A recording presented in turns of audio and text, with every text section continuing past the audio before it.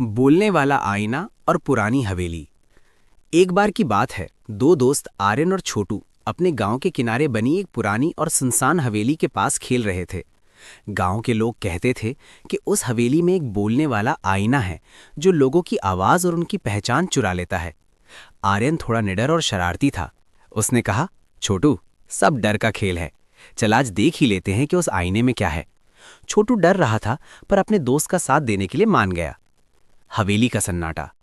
जैसे ही उन्होंने हवेली के भारी दरवाजे को धक्का दिया, वो चर्र की भयानक आवाज के साथ खुल गया। अंदर हर तरफ मकड़ी के जाले और धूल थी।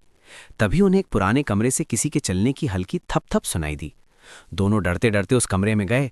वहां बीचों बीच एक विशाल और पुराना आईना रखा था जिस पर अजीबोगरीब निशान बने थे। आईने का जादू। आर्यन ने हिम्मत जुटाई और आईने के सामने खड़े होकर कहा, कौन है यहां? क्या कोई है? तभी आईने के अंदर से वापस वही शब्द गूंजे, लेकिन वो आर्यन की आवाज नहीं थी। वो एक भारी और डरावनी आवाज थी। जो भी मुझ में देखता है वो मेरा हो जाता है। छोटू ने देखा कि आईने के अंदर आर्यन का चेहरा धुंधला होने लगा है और एक काली परछाई आर्यन की जगह ले रही है। आर्यन जैसे वहीं जम गया था। वो ना हिल पा रहा था और ना ही बोल पा रहा था।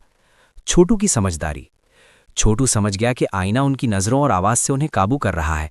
उसने तुरंत अपनी जेब से अपना बड़ा लाल रुमाल निकाला। आर्यन, अपनी आंखें बंद करो, छोटू चिल्लाया और एक लंबी छलांग लगाकर उस चमकीले रुमाल को आईने के ऊपर डाल दिया। जैसे ही आईना ढका गया, वो डरावनी परछाई गायब हो गई और आर्यन को होश आ गया।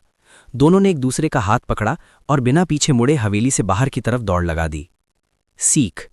इस कहानी से हमें ये सीख मिलती है कि मुसीबत के वक्त डरने के बजाय छोटू की तरह दिमाग से काम लेना चाहिए। कभी कभी छोटी सी समझदारी बड़े से बड़े खतरे को टाल देती है।